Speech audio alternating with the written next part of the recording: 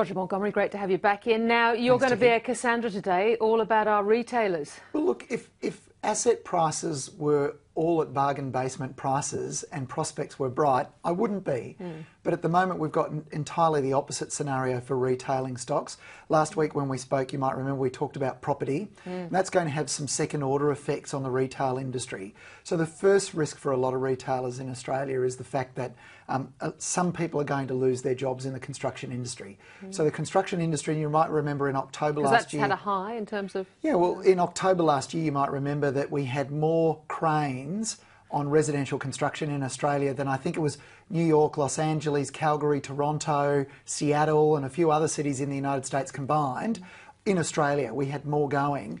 That's not going to last. It isn't sustainable. It isn't normal. And on the other side of that construction boom, people are going to start losing their jobs. We know that the construction boom... Do you think significantly? I mean, we're going to see a rise in Well, unemployment? look, I've only got anecdotal evidence, so I can't predict that exactly. But what I do know is, having spoken to a property developer who told me that if things do slow down, he can easily get rid of 20% of staff. Now, that industry employs about 10% of the workforce in Australia, 9.5 to 10%. And that means that a proportion that is significant could potentially be out of work or underemployed, if not unemployed. So what are the retailers? Who are the retailers we're talking about under threat? Well, let's talk about the other threats first. So the first issue is people without jobs. Yes. And when unemployment goes up, they tend to pull their heads in. And if you combine that with the fact that we've got record high levels of debt in Australia, yes. so mortgage debt Household to GDP, debt, yeah. household debt to GDP, mortgage debt to GDP and incomes, and credit card debt. So those people without their jobs, with debt, they're going to be under financial stress. They're not going to be spending money at JB Hi-Fi and Harvey Norman. That's going to be an issue. The next issue that you've got is you just simply have, we know, on the other side of the construction boom, and by the way, we've already seen approvals declining. So in October, approvals fell by about 10 or 15%, yes. and that leads to commencements and that leads to completions.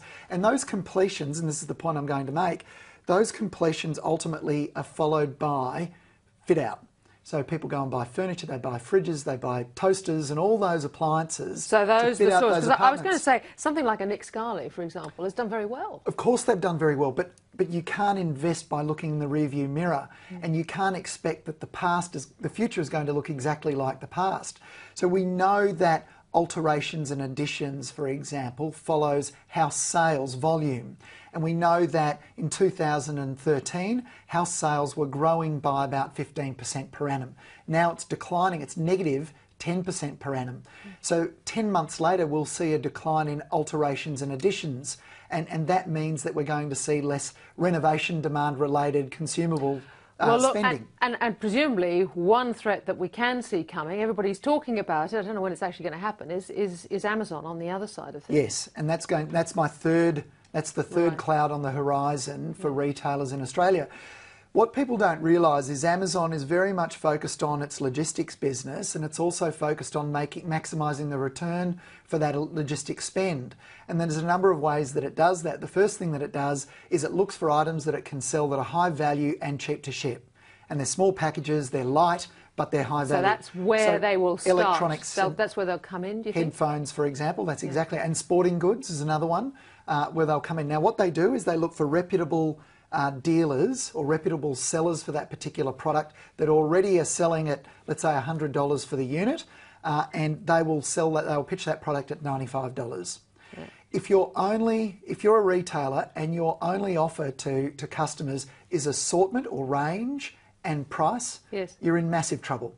There's no doubt about that. The only way you can survive is by providing better service, and that means a niche business, yes.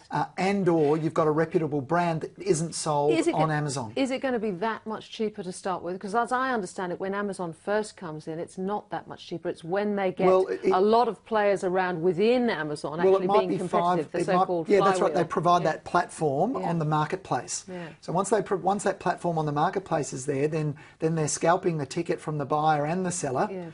And then they're competing against each other. But Amazon is also the producer, the manufacturer of thousands of SKUs. It produces its own lines of product. And it's now in the United States, for example. And by the way, this is not the Amazon that we're experiencing so far. We're talking about that one-touch buying and same-day delivery that they enjoy in the United States. In the cities, I would assume. I mean, exactly. It would have a few challenges yes, of course, in terms of the tyranny of distance. And indeed, indeed. Are we a market worth bothering about for them? Well, look, they're advertising for jobs. Yes. They've registered names, and my understanding is they're negotiating leases as well. So the expectation is that either in the third or fourth quarter this year or early next year, they'll be here. Yeah, so to come back at Amazon, our retailers need to offer an experience, presumably. Yes, so in the United States there's a company called Dick's Sporting Goods. Now at the moment they seem to be surviving, but what they're doing is they're offering specialty products that Amazon doesn't want to sell. Kayaks, for example.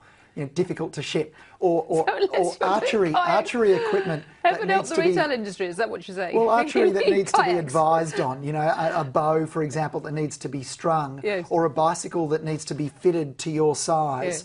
And so those are things that Amazon can't do. And if you're a bricks and mortar retailer that can do it, you might survive.